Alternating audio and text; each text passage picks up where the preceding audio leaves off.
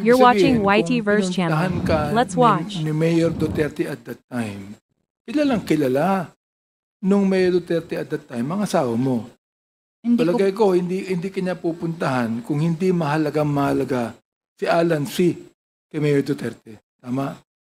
hindi ko po masabi, Your Honor, kasi hindi ko naman alam kung magkakilala sila. Ang alam ko, mayor siya, pero never ko nga talaga na nakita yan sila na or wala kong instance na nakita na, Binanggit niya sa'yo na huwag kang lalabas ng bahay opo, at Your Honor. bibigyan ka ng security Opo, Your Honor. mula sa RMG, CIDG, pati Task Force Davao. Yun ang Opo. sabi. Nabigyan ka ba? Opo, Your Honor. Umalis si Mayor Duterte ilang minuto after na dumating siya. Ano yung again, Your Honor? Umalis siya sa bahay mo ilang minuto pagkatapos niyan dumating. Dumating siya ng 9:30, umalis siya ng anong oras? Madali naman lang po yung pag-uusap namin kasi nagtanong lang siya. Nag-usap kami dahil nga Friday kasi hindi ko yun makalimutan kasi Friday, magsa-Sabbath day na po ako pagka following day.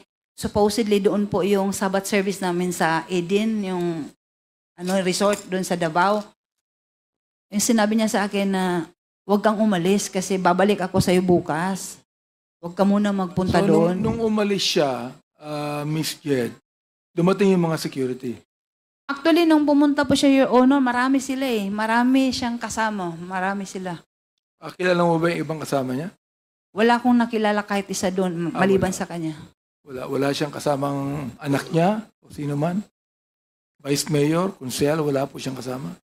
Hindi ko, wala talagang nakilala doon. At saka madilim din yun, yung time na yun kasi mga 9:30 na yun, madilim yung hindi ko masyado na yung mga mukha ng mga kasama. Pero marami talaga Siya sila. ba yung nagbalik kinabukasan sa pangako Hindi niya? siya nagbalik. Hindi na siya bumalik. O after several hours, binanggit mo na ang isang kaibigan mo ay tumawag sa iyo Nagtawag o po. tumawag sa asawa mo. Anong ibig sabihin nun?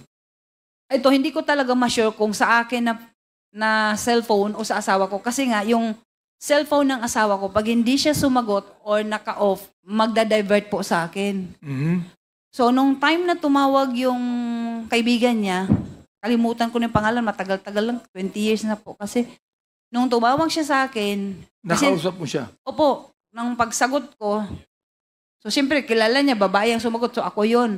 Nung pagsagot ko, sabi niya, Mrs., buksan mo telebisyon kasi, yung Dumoy ni Raid.